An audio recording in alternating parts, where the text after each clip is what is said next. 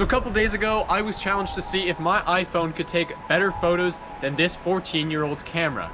And so I said, of course my iPhone's gonna take better photos than the camera. It's got a wider aperture, it's got more megapixels, it's got more resolution. But this, they said, has better glass and has a better sensor and has better optics on its side. I decided to do a really scientific test of both cameras to see which one people preferred in a blind camera comparison. So I guess we have to go take some photos now, don't we?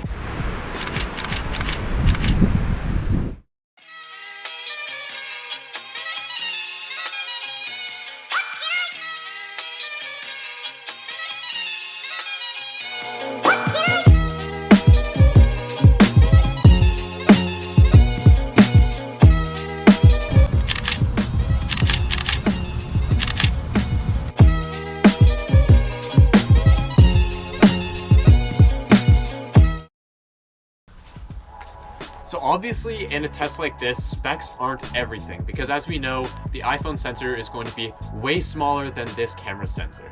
Now speaking of sensors, this has an APS-C sensor and it is 6.1 megapixels, where the iPhone's is 12 megapixels and is really, really small.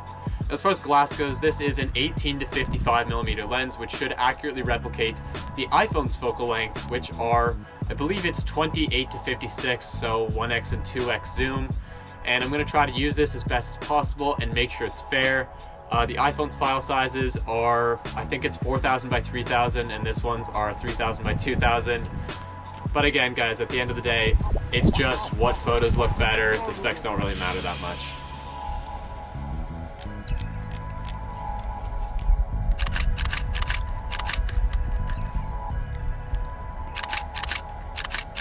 Now, pretty quickly on into the test, I wanted to see sort of action shots if you were going to take pictures of sports or pictures of people that were moving fast.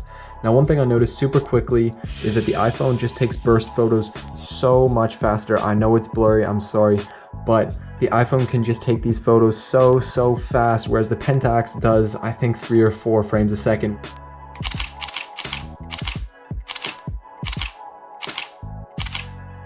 Which means I end up missing a lot of the action. Now, I get that it's cliche me talking about not wanting to miss the action, but in all fairness, it does make a big difference if you can actually capture the thing that you're trying to shoot.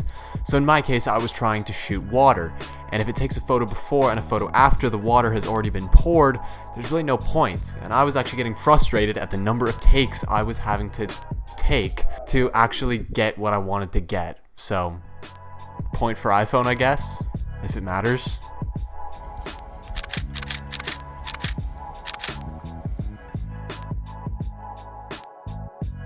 So here are my thoughts. I think that the Pentax by far won, which was a little bit of a surprise for me, and I was wrong, but people on Instagram liked the Pentax way more than I thought that they would. This might be because the colors are just a little bit punchier, while the iPhones tend to be a little bit more washed out.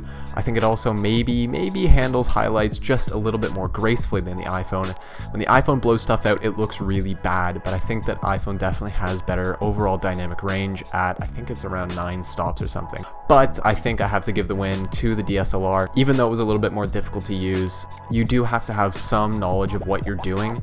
It's much more difficult to use. You have to kind of figure out your settings before you do anything. The iPhone, you can honestly just point and shoot, it's fine. iPhone is way easier to use and oftentimes nails exposure a little bit better, but I think overall, DSLR wins.